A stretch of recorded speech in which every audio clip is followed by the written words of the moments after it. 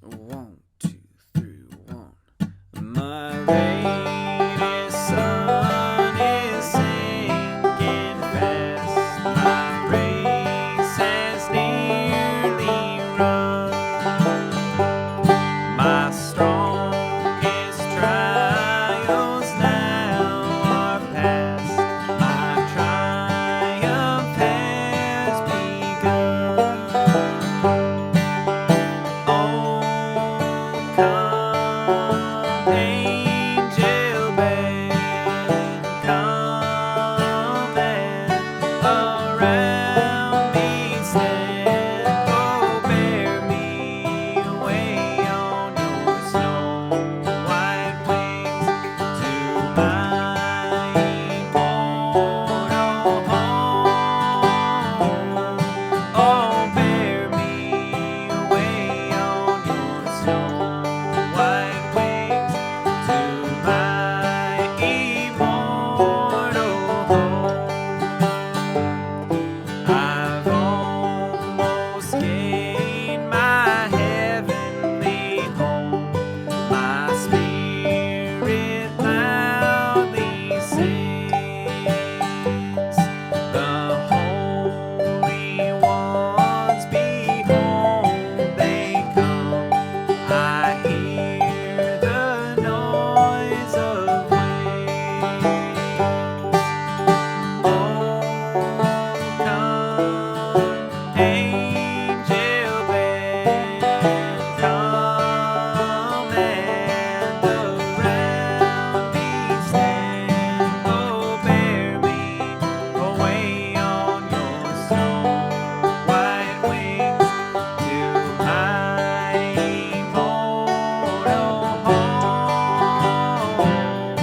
Oh, bear me away on your snow white wings to my immortal home. Alright, everyone out there in Banjo Land, Mike Heading here. Got another detailed backup lesson for you today. We're going to work on the classical gospel song Angel Band this time, in the key of G. Definitely check out Dr. Ralph Stanley's version of Angel Band. In my opinion, that's the best version out there, so definitely check that out. I've got 2 times through the backup, so we're going to do 2 verses and 2 choruses to Angel Band. I'm going to break down all the backup. I'm doing note for note. I have all of it tabbed out, exactly how I played it on the video, and we'll break it all down. This is a great old song to work on. 1, it's just a classic bluegrass song. 2, it's in 3/4, so a little bit of good practice for a beginner. If you're used to playing in 4/4, we're going to work on, again, staying in 3/4 time, not slipping into 4/4, but also adapting some 4/4 Scruggs licks and making them work for 3/4, which is really important. And if you're watching the preview of this lesson, you can head over to my website, mikeheadingmusic.com, and grab the full lesson. You'll get access to watch all the videos, and you can download the tabs and the practice tracks. All right, here's the backup to Angel Band in the key of G. All right, let's start breaking down this beginner backup to Angel Band. So we're going to start with the verse backup. Let me play the first 8 measures, and we'll start breaking it down. Here we go.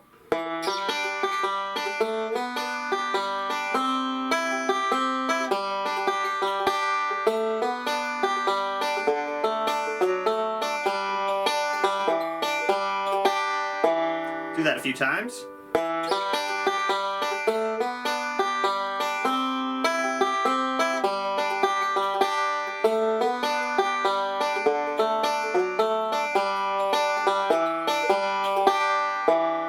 One more time, a little faster.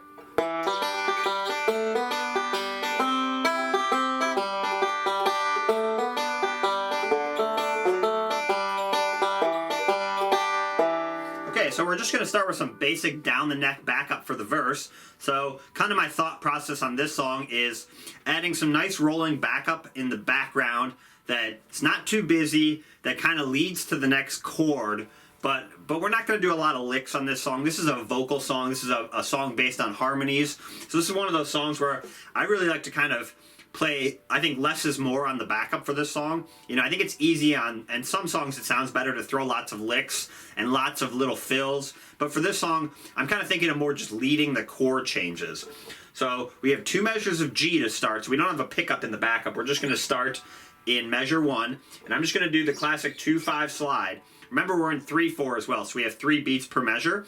So we're gonna have to modify our rolls slightly if you're used to playing in 4/4, but not too hard. We're just gonna modify them to 3/4, so we're gonna take out 2 eighth notes or 1 quarter note. So we have just a classic 2/5 slide on the 4th string, and I'm doing TIM with my right hand, 4/3/1, and then 5/3/1. So remember, we're in 3/4, we have 1 and 2 and 3 and. So remember, in 4/4, the normal forward roll is 2 forward rolls, and then you have 2 extra notes, 1 and 2 and 3 and then 2 more 4 and. In 3/4, we just get to take out those 2 notes. So a classic forward roll for 3/4 is just 2 forward rolls, TIM, TIM twice. So that's what we're doing here.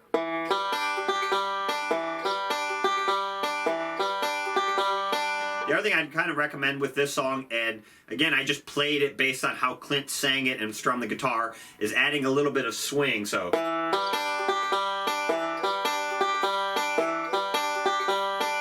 of that ta ta ta ta. You know, I think of kind of a drum stick on a cymbal. That kind of feel. And again, you just play along with the backup and see and hear how that syncs up. So that's what we're doing there. It's just kind of a classic open roll in 3/4. Kind of just looking for something I can do in the background that's not going to get in the way too much. And then for measure 2, we're going to go up and do basically a similar lick on the 3rd string, 2 forward rolls. So 3, 2, 1 are my strings, 2, 4 slide, and then go back and do 5, 3, 1 again. And basically we're just setting up a C chord. So kind of the underlying bass walk that I'm thinking of is open 3rd string, and then open 2nd string, and then up to the 1st fret 2nd string, which is the C. So we're just kind of walking up and setting up that C chord. So we're going. So here I'm doing that. That's really the first 2 measures. I'm just kind of thinking of setting up that C chord. Good right hand 3/4 practice there. So then for measure 3, I come up and I let my thumb on my right hand come down. I put my C down. I play that note with my thumb, 1st fret 2nd string. And then this is a classic 3/4 roll I like as well. So you hit your thumb and then middle finger and then go forward, TIM. So you have a quarter note this time. 1, 2, and 3, and 1.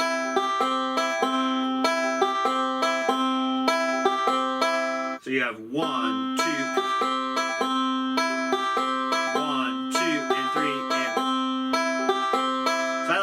We use that. I'm going to use that roll a bunch of times in this song. I like it because it has a pause or a quarter note on beat 1, which adds a little bit of space.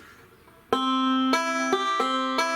that's all we're doing there. And then back to measure 4, open 3rd string, and then 1st string. Excuse me, 1st string. So thumb middle, and then go up and do thumb index 5, 3, and then I'm going to pinch the outside strings. So you have.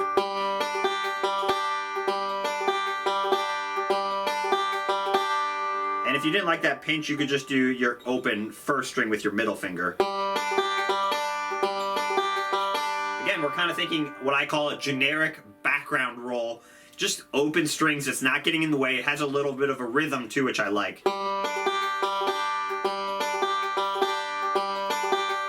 Let's do those first 4 measures. Here we go.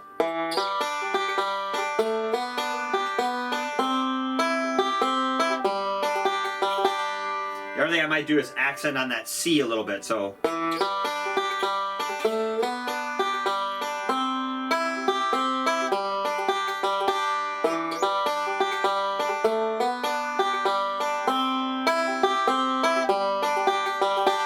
And then measure 5 through 8 is basically the response to that opening lick. Back to that 2/4 slide on the 3rd string. So that's the same as measure 2. And then a D chord, put your 1st finger on the 2nd fret of the 3rd string and do 4, 3, 1. And then put your 3rd finger or pinky, I'm going to use my 3rd finger on the 4th fret and do 4, 3, 1 again. And then open 3rd string. And then a little backwards lick. This is like a fill lick.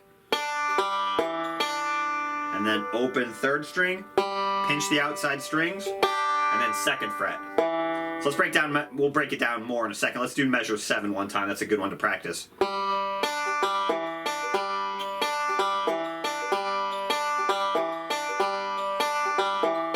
Same timing as measure 3. 1, 2, and 3, and 1, 2, and 3, and that's basically like a fill lick you might have heard in 4/4. Or it's basically like an equivalent of that lick just in 3/4. And then what we're doing on the D chord is we're hitting the open 4 string and then the 4th fret 4 string, which gives us like a little underlying bass walk that's kind of cool. So that's what we're doing there. We're just filling it up with a roll.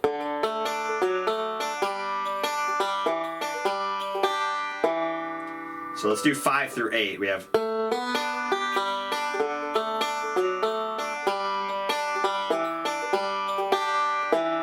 measure 6 is good practice on. What I would do is get your 1 finger D down first, and then that gives you time to get your 3rd finger down. So that's a classic. It's a good tip for banjo. In general, it's just figure out which fingers you need to get down first. You don't always have to put the chord down all at once. You know, if you try and get your 3rd finger down before your 1st finger, you're going to miss the first part of measure 6. So get that down first, and then you've got time to stretch your finger out. Again, and you kind of want to accent your thumb in measure 6. And then measure 7, I'll do a little accent because that's a nice little space in the vocal line.